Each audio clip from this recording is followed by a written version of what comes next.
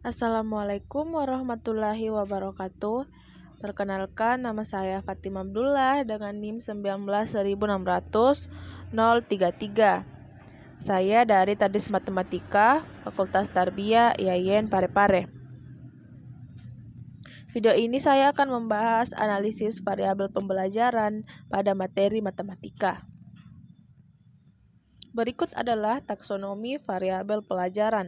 Yang pertama yaitu kondisi. Kondisi dari variabel pembelajaran itu mencakup tujuan dan karakteristik bidang studi, kendala dan karakteristik bidang studi, dan karakteristik siswa. Kemudian terdapat metode. Metode yang pertama yaitu strategi pengorganisasian pembelajaran. Yang kedua, strategi penyampaian pembelajaran. Dan yang metode terakhir yaitu strategi pengelolaan pembelajaran. Kemudian terdapat hasil, yaitu keefektifan, efisiensi, dan daya tarik pembelajaran. Pada video ini saya akan membahas analisis variabel pembelajaran pada materi kalkulus. Kalkulus dalam Wikipedia disebutkan sebagai ilmu yang mempelajari perubahan, sebagaimana geometri yang mempelajari bentuk dan aljabar yang mempelajari operasi dan penerapannya untuk memecahkan persamaan. Kalkulus memiliki aplikasi yang luas dalam bidang-bidang sains, ekonomi, dan teknik serta dapat memecahkan berbagai masalah yang tidak dapat dipecahkan dengan aljabar elementer. Pelajaran kalkulus adalah pintu gerbang menuju pelajaran matematika lain yang lebih tinggi, yang khusus mempelajari fungsi dan limit, yang secara umum dinamakan analisis matematika. Dengan kata lain, mempelajari kalkulus maka sama juga dengan mempelajari dunia luar di mana kalkulus biasa digunakan. Berikut adalah kondisi.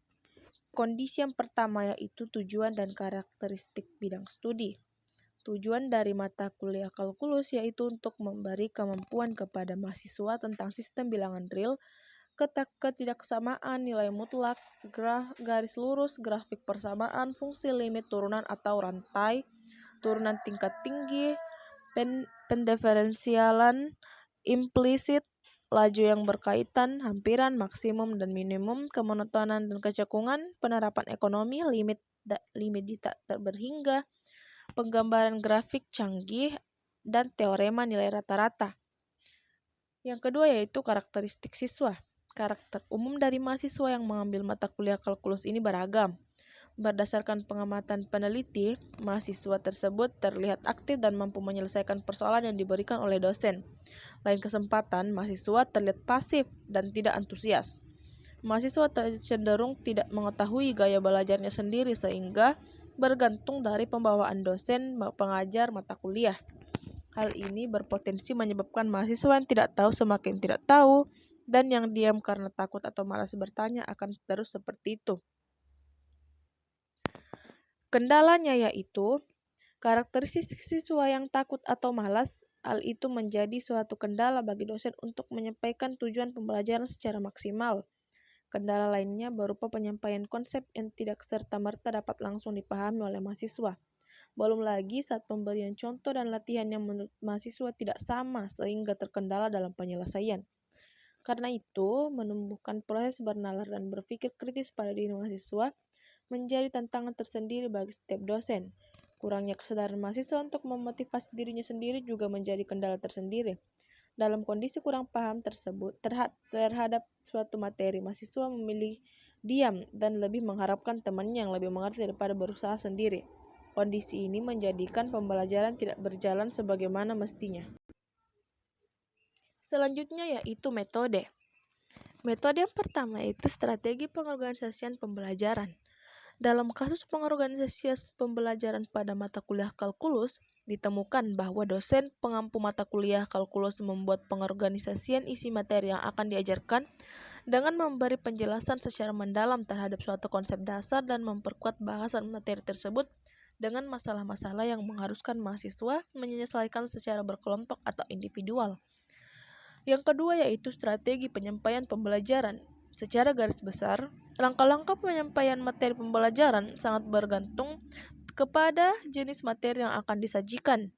Uraian mengenai strategi penyampaian pembelajaran menekankan pada media yang dipakai untuk menyampaikan pembelajaran. kegiatan belajar apa yang dilakukan oleh siswa, dan struktur belajar mengajar yang digunakan.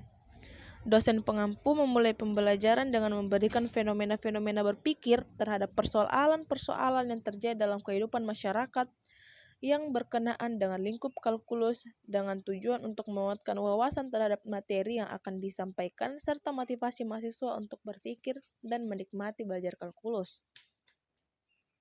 Dan metode yang terakhir yaitu strategi pengelolaan pembelajaran.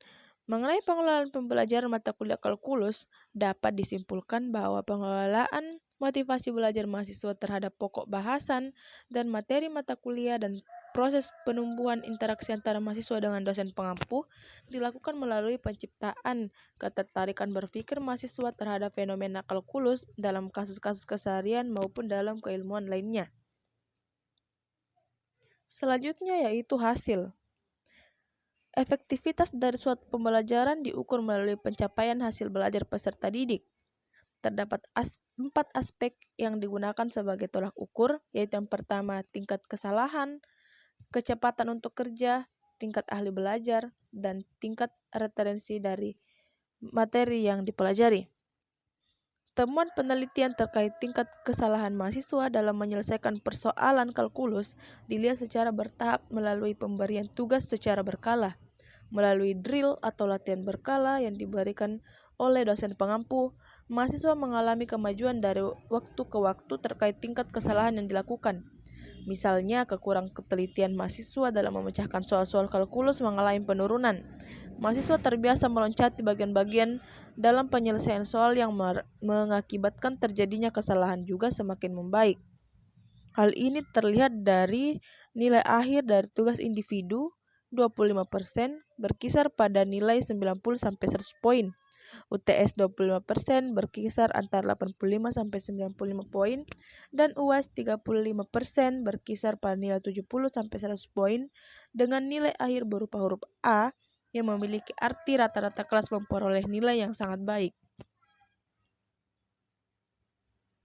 Sekian dari video saya. Assalamualaikum warahmatullahi wabarakatuh.